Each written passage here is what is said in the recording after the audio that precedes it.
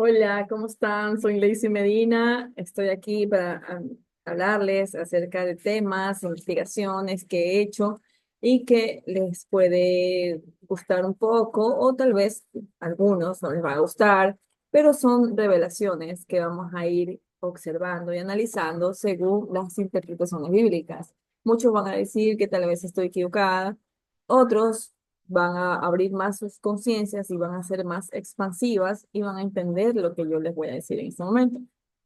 Voy a hablar un poco rápido para no alargar el video y poder terminar en un tiempo oportuno y ustedes puedan ver el video y compartirlo.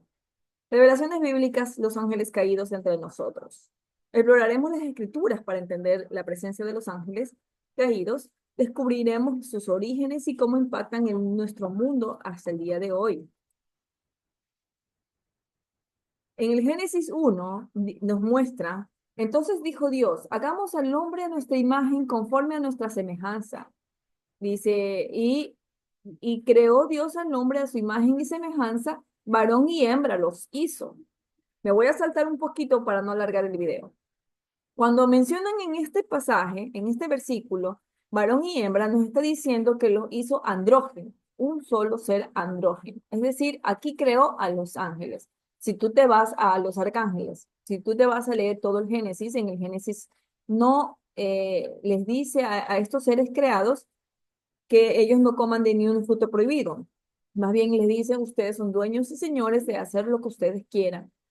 En el segundo de Génesis nos dice que uno de ellos, como líder de los arcángeles, en este caso nos dice que es Jehová, el nombre nos lo da, formó al hombre del polvo de la tierra.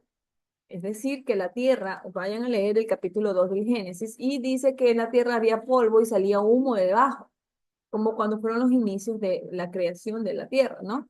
Como cuenta la ciencia. Entonces dice aquí que él sopló de la nariz el aliento de vida y les dio al hombre un ser viviente. Recién en el capítulo 2 del Génesis crean al hombre del polvo, pero en el Génesis 1 crean a los arcángeles, de imagen y semejanza con el poder y la absoluta presencia para crear en este mundo. En el mismo capítulo 2 dice, tomó pues Jehová Dios al hombre y lo puso en el huerto del Edén para que labrase y guardase. ¿Para qué crearon al hombre estos arcángeles? Para que hagamos de la tierra pues sembrar, hacer crecer, etcétera.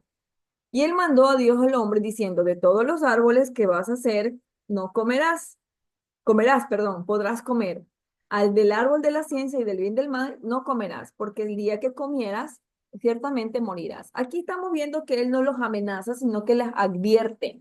No es una amenaza, es una advertencia.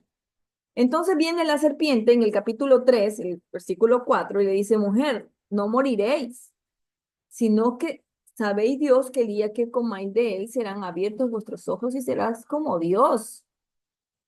Aquí está diciendo la serpiente que cuando coma del bien y del mal de este árbol, él será como Dios, el hombre, porque va a comer un espíritu, una energía creadora, que es la de la fuente, el árbol de la fuente, donde nosotros podremos tener conciencia creadora, seremos como Dios, sabiendo el bien y el mal. Entonces Jehová en el capítulo 3, en el 22, dice, he aquí el hombre es uno como nosotros, le dicen los otros arcángeles. Míralo, está enojado en ese capítulo.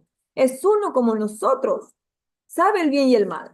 Ahora pues que no largue su mano y tome también el árbol de la vida y coma y alargue su vida para siempre. Entonces Jehová lo saca del huerto del Edén para que labrase la tierra y fue tomado para allá. Fue hecha el hombre pues del oriente del Edén, y en el Edén puso querubines con una espada ardiente para que nadie más pudiese encontrar el árbol de la vida. Aquí estamos viendo que a Jehová o al líder de los arcángeles no le interesa mucho que haya comido el árbol del bien y del mal, porque ya comió, ya se resignó. Aquí le está interesando de que esta vida del ser humano no se alargue para siempre como a ellos. Y estamos hablando que ellos son seres eternos, que habitan entre nosotros. Entonces, aquí mencionan en el capítulo 6 del Génesis los hijos de Dios y las hijas de los hombres.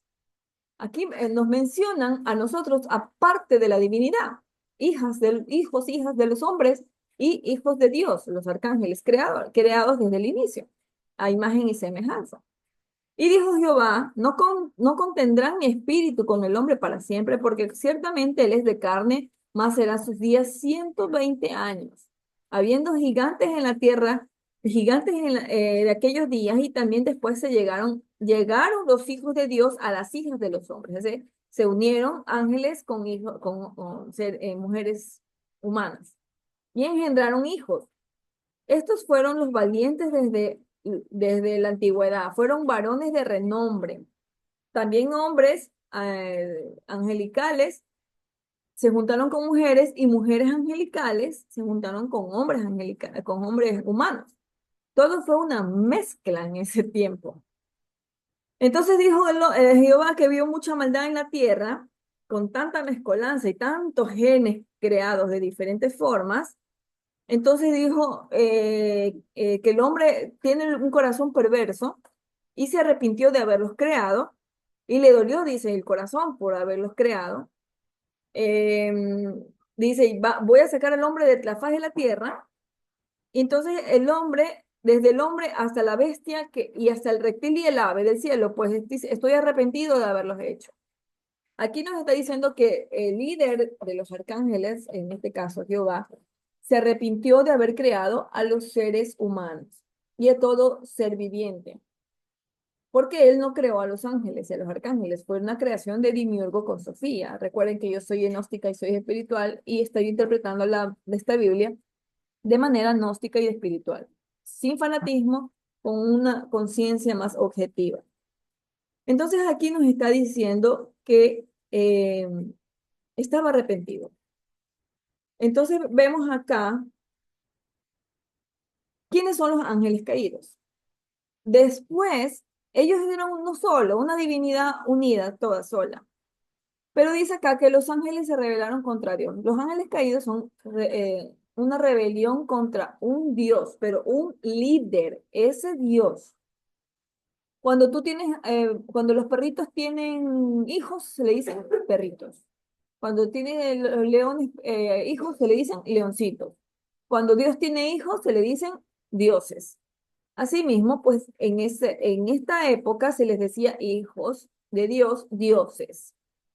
En muchas culturas también mencionan a diferentes dioses, en la Grecia, en la egipcia, en la Mesopotamia, tienen sus dioses. Ni una religión niega sus dioses.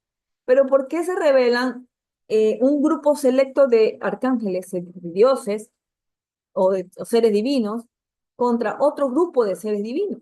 Y en este caso, Jehová y la antigua serpiente. La revelación. Se rebelaron contra ese líder, no contra la fuente, sino contra el líder. Una guerra que no le pertenece a la humanidad, sino a los seres divinos.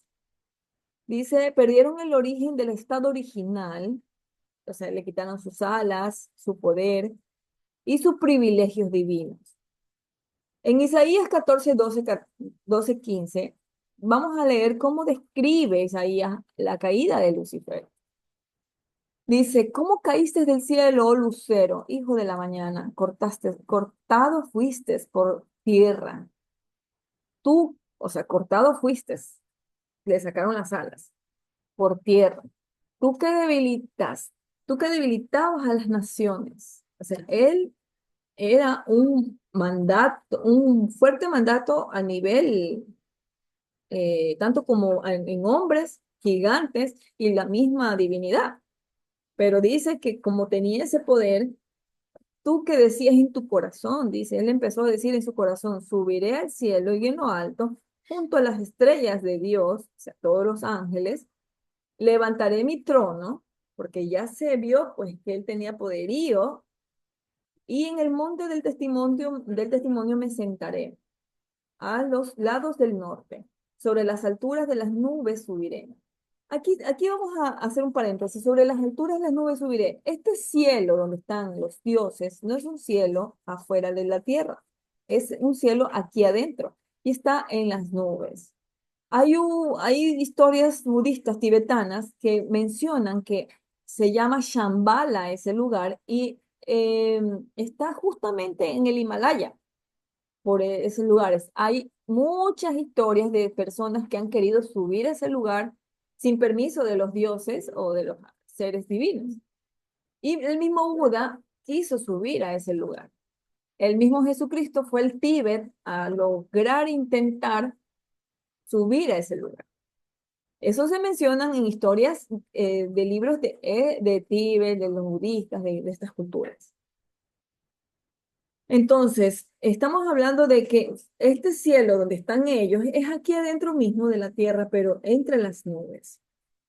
Y de ahí fue caído, no desde un Dios, no, fue caído no solo Lucifer, sino muchos más ángeles que estaban en contra de unas leyes divinas de ese reino.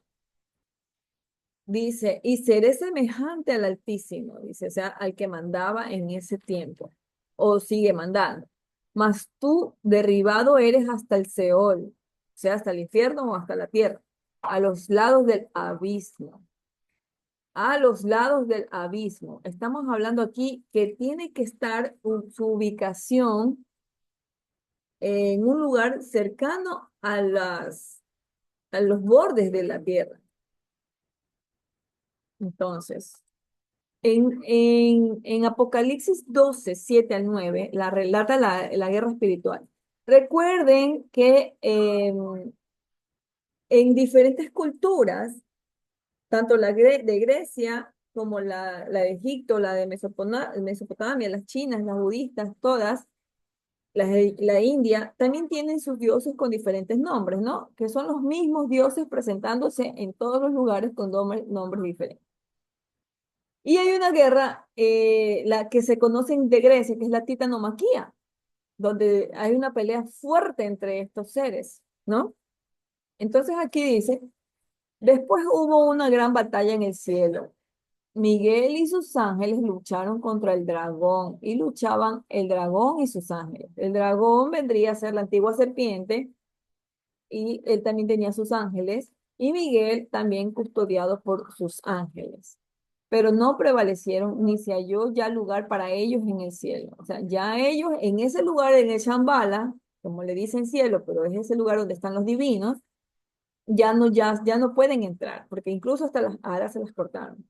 Y fueron lanzados fuera el dragón, la serpiente antigua, que se llama Diablo o Satanás. Y así le colocan como nombre porque es un opositor. Diablo significa opositor, el cual engaña al mundo entero. Y aquí vamos a recalcar un poquito más este tema. Él engaña al mundo entero, dice. Fue arrojado a la tierra y sus ángeles fueron arrojados con él. De ese cielo que queda aquí mismo, un lugar, podría ser un lugar también etérico, fue arrojado a la tierra, aquí donde estamos los seres humanos. Y toda su legión de ángeles vinieron junto con él. Entonces oí una voz, una gran voz en el cielo que decía, ahora ha venido la salvación, el poder y el reino de nuestro Dios y la autoridad de su Cristo, porque ha sido lanzado fuera el acusador de nuestros hermanos, el que los acusaba delante de nuestro Dios día y noche. Aquí estamos hablando de que el opositor, que vendría a ser la antigua serpiente, acusaba, acusaba a todos los que estaban allá arriba, mm, eh, delante de Dios, dice aquí, día y noche. O sea, él estaba enojado por alguna razón y era el acusador ante un padre único. Le daba las querellas, podríamos decirle. Entonces, aquí hay una historia muy profunda, ¿no? Que no, yo por lo menos no podría decirle de qué lugar ustedes podrían estar, porque no es nuestra guerra, no nos pertenece, es una guerra divina. Lo que podemos hacer es ponernos en un punto de vista objetivo y razonado, en el que, ok, fueron ellos los creadores de nosotros, los humanos, del polvo, nos crearon porque les dieron la potestad de hacer criaturas. Y una de ellas fuimos nosotros. Pero asimismo también tenemos el poder y la potestad de ser seres creadores porque tenemos también la conciencia de la energía crística y de Dios. Al momento de comer del árbol del bien y del mal, activamos ese sentimiento de ser seres reales. Pero cuando dice que el Espíritu de Dios se alejó de la humanidad pervertida, quedamos sin esa conciencia. Pero Cristo, en Juan capítulo 14, versículo del 15 al 31, nos dice que en el momento que nosotros nos convertimos en buscadores de esta verdad divina, activamos el espíritu de verdad y nos revela todo lo que queremos saber y yace dentro de nosotros, no arriba en el cielo, ni siquiera en la tierra, nos dice que yace dentro de nosotros, un morador, Dios, la fuente, Cristo y todo, adentro. No necesitamos ir ni huir a ningún lado, sino que activarlo desde adentro. Entonces aquí nos menciona que hay una guerra entre divinos y no podemos decir quién es el malo y quién es el bueno porque no lo sabemos y no es una guerra de nosotros. Y ellos le han vencido por medio de la sangre del cordero y la palabra del testimonio de ellos menospreciaron su vida hasta la muerte, por lo cual alegrados del cielo y los que moráis en ellos, ahí en el Shambhala. Ay de los moradores de la tierra y del mar, porque el diablo ha descendido a vosotros con gran ira, sabiendo que tiene poco tiempo. Dice aquí, hay moradores de la tierra y del mar. O sea, nos tienen pena. Nos mandaron, si ellos sin pena, nos mandaron a quien saben que vino con ira, tanto para los seres que habitan en el mar como para los seres que habitan en la tierra. Entonces, aquí vemos que no hay un amor a la humanidad, ¿no? Entonces, no es nuestra guerra, es guerra divina entre seres divinos que crearon, que hicieron creaciones. Pero nosotros como humanos, como humanidad, tenemos la potestad de activar la conciencia crística para alcanzar la fuente, que es el creador de todo. Sofía y Dimiurgo, al separarse, forman a estos seres en unión femenina y masculina. Y ellos, hijos de estos seres, fueron los que empezaron con esta guerra. ¿Quién sabe de dónde provino la densidad en su corazón? Eso no lo sabemos. Pero ellos contienen incluso el árbol del bien y el mal. Y con esa frase nos dice que existe un bien y que existe un mal. Y que ellos son conocedores. Se corrompieron entonces de algún mal, aún así conociéndolo. Pero esa no es nuestra guerra, porque como es arriba, es abajo y nosotros tenemos nuestra propia guerra. Y ya verán después, más adelante. Dice, y cuando vio el dragón que había sido arrojado en la tierra, persiguió a la mujer que había dado a luz el hijo varón, o sea, Cristo. Lucifer, ahora Satanás, es un líder y su caída transformó la jerarquía angelical. En el libro de Enoch tenemos testimonios extrabíblicos, porque a Enoch también se lo nombra en la Biblia. Entonces aquí nos dice que Enoch fue un profeta clave. Su libro da detalles de esta rebelión. Ángeles caídos, revelación de conocimientos prohibidos a la humanidad, enseñaron magia, astrología, fabricación de armas. Cuando ellos ya se enamoraron de las humanas, empezaron a enseñar lo que ya sabían, por amor a la humanidad. Entonces se corrompió la tierra con violencia y pecado. Tal vez se corrompió, pero por alguna otra situación que sucedió, una densidad que ya habitaba, incluso en el mismo cielo, en Shambhala, donde ellos habitan, porque de ahí vino la guerra, la rebelión. El libro de Enoch dice, aunque apócrifo, ofrece una narrativa profunda y describe cómo los vigilantes corrompieron a la humanidad. Entonces, dice acá, el diluvio universal, consecuencia del pecado angelical. No nosotros, no es por culpa de la humanidad. es por el pecado angelical, la unión entre muchas especies, porque ellos eran andróginos. La corrupción global está en Génesis 6.757, muestra que la maldad humana era grande y el corazón del humano era perverso. Nos pervertimos tal vez por enterarnos o darnos cuenta de que nos estaban sacrificando, nos estaban usando para esclavitud, qué sé yo. Dios decide enviar el diluvio, buscó limpiar la tierra de tanta perversidad. La nueva alianza la historia que cuenta en Hiperbórea o la historia de la Atlántida también es la misma de Noé y la alianza con Dios.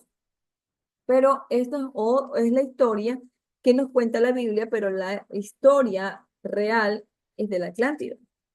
El diluvio fue la respuesta de Dios, pero no eliminó a los caídos. Entonces aquí nos da un resumen de lo que es cuando inició, antes que sea ni una ciudad en este mundo existía Hiperbórea, que fue una de las primeras civilizaciones, fue la primera civilización con humanos.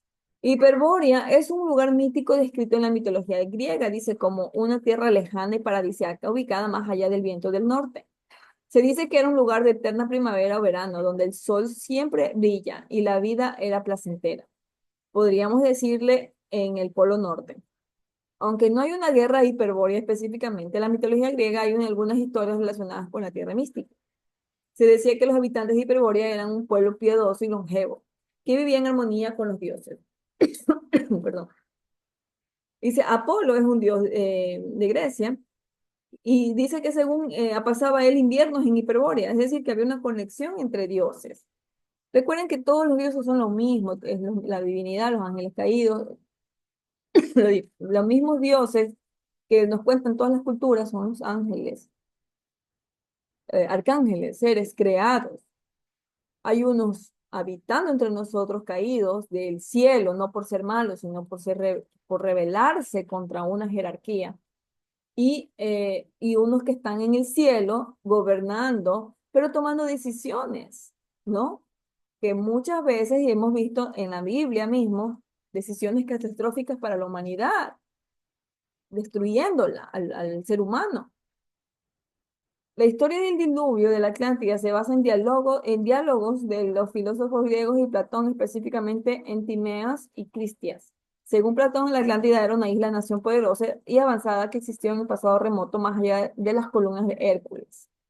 La historia cuenta que la Atlántida fue fundada por Poseidón, quien se enamoró de una mortal llamada Cleito. Poseidón creó un hogar para ella en una colina y la rodeó con anillos de agua y tierra, creando unos seres en la muralla concéntrica. Poseidón es el dios del mar. Y estamos hablando aquí que Poseidón crea su ciudad Atlántida, pero la crea separándose de Lemuria, creando como una civilización de militancia, de tecnología muy avanzada. Y se convirtió, dice acá, con el tiempo, con un potencia naval y militancia formidable, pero sus habitantes se corrompieron y perdieron su virtud original. Es decir, que aquí nos están diciendo prácticamente algo similar a los ángeles caídos. Separándose de un lugar de Hiperbórea, de nace Lemuria, para formar Atlántida, y aquí hacen una militancia formidable, es decir, muchos ángeles, militancia, y se corrompieron con tanta tecnología y entonces se hicieron llamar mejores que los mismos divinidad que estaba ahí arriba. Pero no podemos decir quiénes podrían ser. Titanes, arcángeles, los que primero existieron, los celestiales. Hay muchas películas que nos mencionan a los dioses. La de los dioses de Egipto hablan mucho sobre estas guerras. Eh, la última que